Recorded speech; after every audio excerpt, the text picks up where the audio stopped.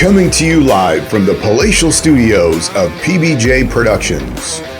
Welcome to Patrick and BJ Talk Real Estate, where we talk about life, the universe, and everything as it relates to real estate.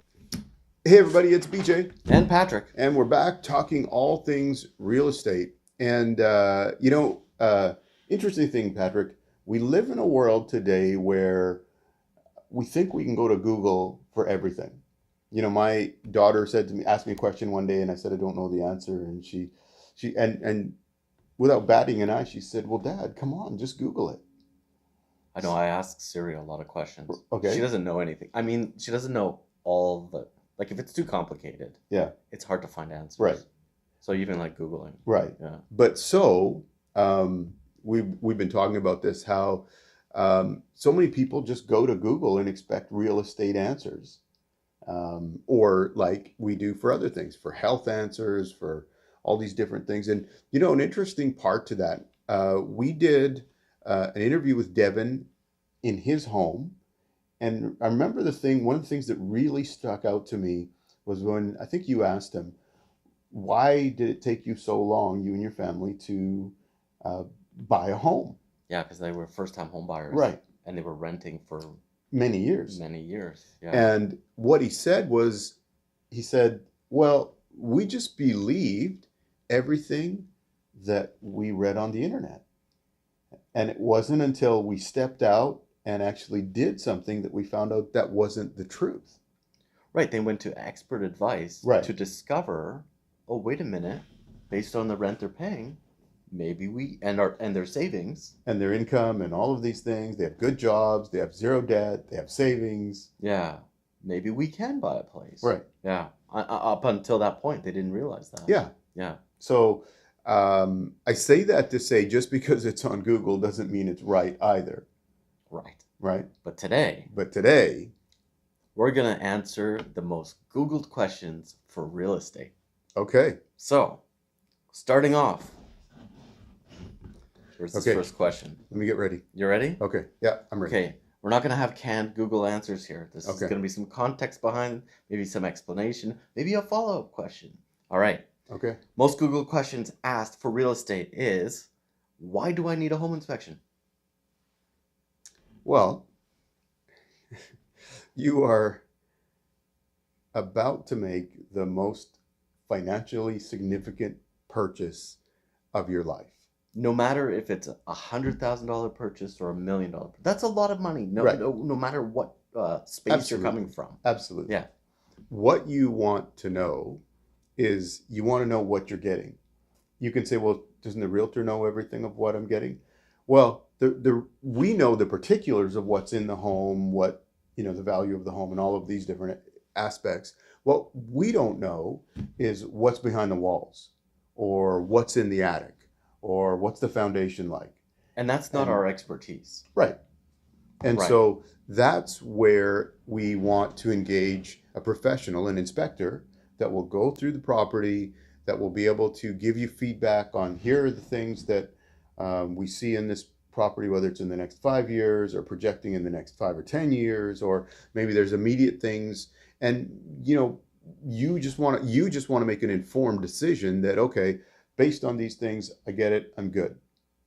Right? That makes sense. Yeah. I know, one time I had a client, the perfect home would have been the perfect home for them. But when we did the inspection, we found a crack in the foundation.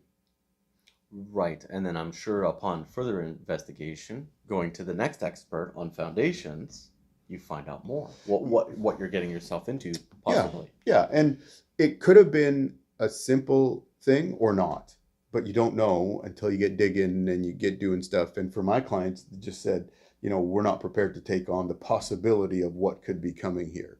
So due to that inspection, they said, no, we're not going to remove our conditions on that. Right. They're going to keep looking then. Yeah. Well, so it gives your clients or our clients the opportunity to at least be a little bit aware of, even if it's a smaller chance of something, like it could be worse than what we think it is, but it's a possibility. And if they're willing to take that risk or not. Yeah.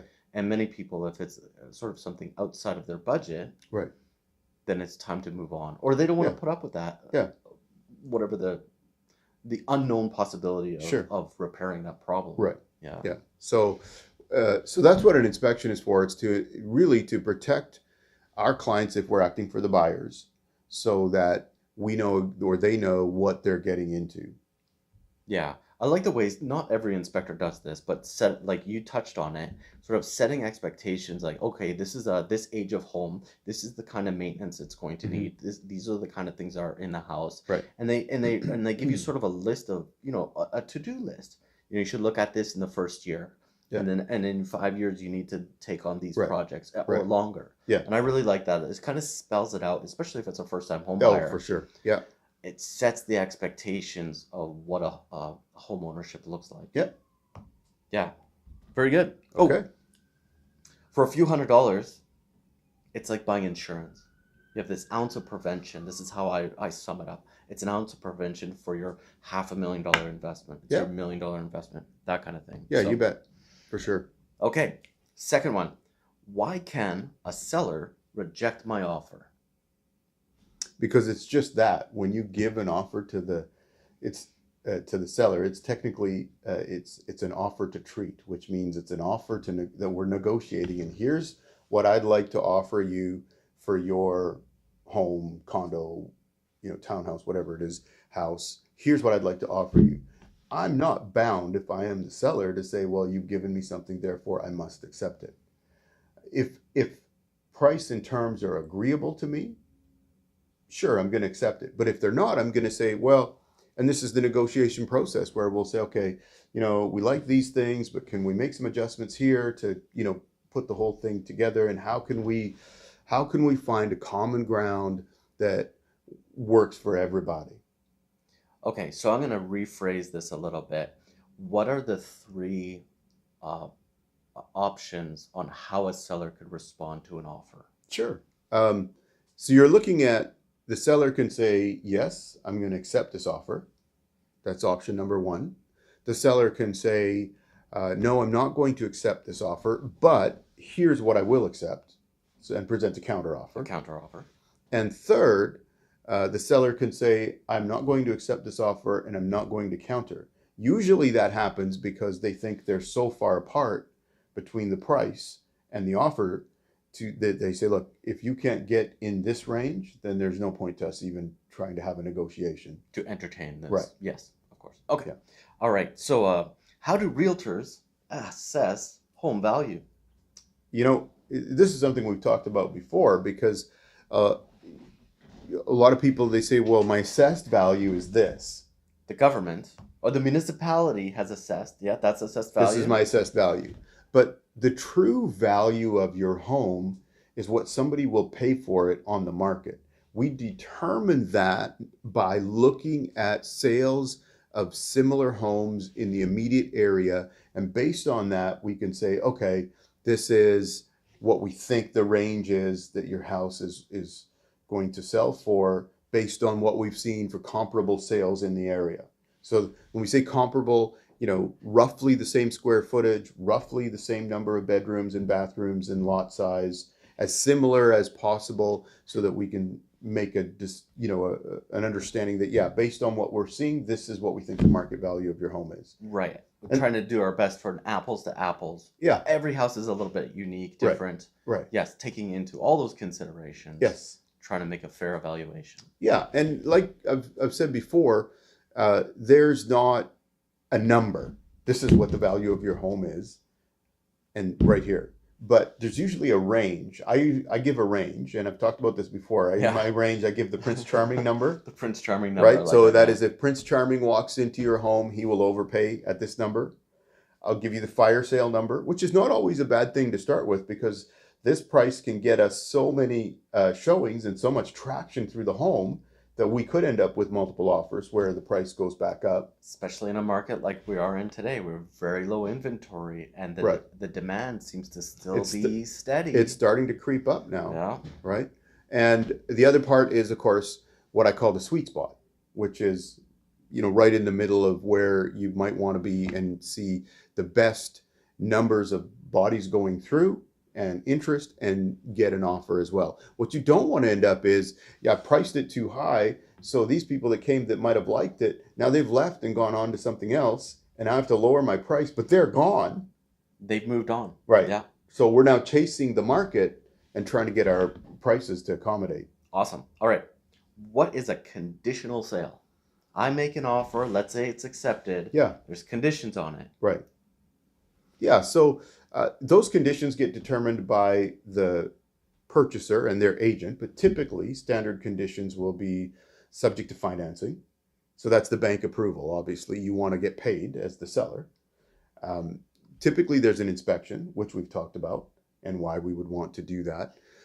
There's insurance, and that's not that you have to have insurance on that day, but you need to know that you're going to be able to get the property insured.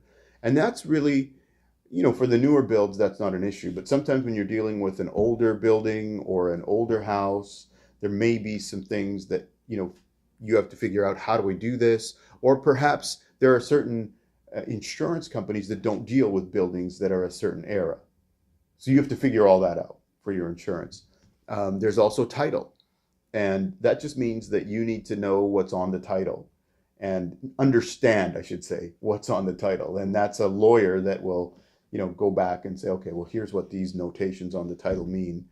And how that affects the property. Yeah. Yeah. And so to make sure that, your bank wants to be in first place on the title. So that's the debt that's owed. That's correct. Yes. For your mortgage. So they want to see whatever's in first place off, which is the other bank if there's a mortgage on it, so that they can take first place. Gotcha. So it's an agreement with a but. Yeah. I agree to buy your place, but I want to satisfy these things that are important to me before I move forward with the deal. Awesome. Yeah. All right, let's move on to how long will it take to sell my home? Yeah, I don't know. And I think that's what we have to, it's dependent on what the market is doing right now, whenever right now is. A year ago, how long will it take me to sell my home? About a day. Yeah. Maybe two. But now we look at the things that determine how fast your home sells: location and price. Right. And if there are obvious issues that need to be resolved with the house. There's so many different segments of the market. Location is a perfect one to start off with. Yeah. Like places selling in the core of Victoria sell at a different speed than somewhere rural outside of Victoria. Sure. Where less people are looking. Yes. Yeah. Yeah. And what you have to offer. So I'm just going to stick to condos for a moment. Yeah. How many people are bachelor suites in demand? 1-bedroom suites or two? They're all going to have a different rate of absorption depending on how many people are looking for that and accommodation. And what size of condo, right? The newer ones that are like 500 square feet for a 1-bedroom. Wood frame versus concrete. There's different desirabilities there. Laundry, in-suite laundry, that's a big one for some people. All of those things count. Yeah. Yeah. So, and when it comes to houses, I find the layout of the house could be completely, I'm going to say it in a very nice way, custom. Sure. It's a little bit unusual and not cookie cutter. The reason why cookie cutter places sell better is people can wrap their heads around the layout very quickly. Yeah. And we know it's a proven floor plan that works for people. Sure. And then it's lots. Yeah. So there's so many variables. Yeah. Yeah. So to say, how long does it take to sell my house? It really depends on what's happening in the market, depends on what the comparable listings look like in the area, and how your pricing is, and what updates your home has. So it's very specific to the property. Yeah. It's hard to give a general answer for that question. I don't think there's a carte blanche. This is it. This many days, and your house will be sold. Yeah. I know. I've heard and been part of groups where we offered guaranteed sale. Oh yeah. Right. Yeah. But I might make the phone ring. Yeah. Well, here's the other thing about that, and I would tell my clients who are sellers when they said, "Well, how does this guaranteed sale work?" And I would tell them, this is like an insurance policy. If you have to have your house sold by a certain date so that you can move or do something, this is like the insurance policy that says, yes, it'll get sold by this date for sure. But we're not giving the price you're going to get is not going to be the market price. It's going to be a fire sale, probably. It'll be some reduced price, yeah, because we're not in the market of owning real estate. We're in the market of reselling or selling real estate. So we're going to resell that home. Yeah. So we need to be able to, when we purchase it, it has to be at such a price so that when we sell it, we're not looking to make a whole bunch of money off of it, but they're trying to break even. Yeah, definitely. Right. So, okay. I know we can keep going and going and going, but I think for today, we're getting close to we're probably over time of what we're normally at. We covered the top ones anyways. Yeah. So we did get through some of those. Also, if you don't know, we're in Suite 101, or these are offices on 830 Shamrock. This is a listing of mine. We've done a walkthrough also. You can catch that in amongst the other videos. If you have an interest in purchasing some office space, this is a great space for a professional office or a medical office. There's a three-story building, but certainly go through that and have a look. Reach out to me. I'm happy to answer your questions or bring you through if you'd like to have a tour of the space and answer any questions that you have about it. Or if you'd like to reach out to Patrick and I directly, the contact information is in the description. And please, if you haven't, take a minute and subscribe to the channel. It just helps us with growing the channel, getting the word out. And, we're doing different things where we're here shooting from my listing. We've shot some stuff on some different things that Patrick's got listed, or we saw a spectacular house in Oak Bay. Yes, very nice house. New construction. That Hardeep Johal has listed.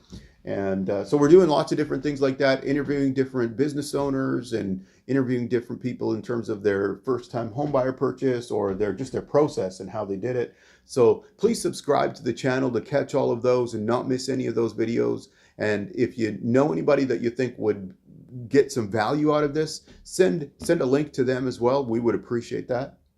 Absolutely. And if you have any general real estate questions, we could jump on a Zoom call. Yeah. No pressure. Just explore, whatever questions you might have and go from there.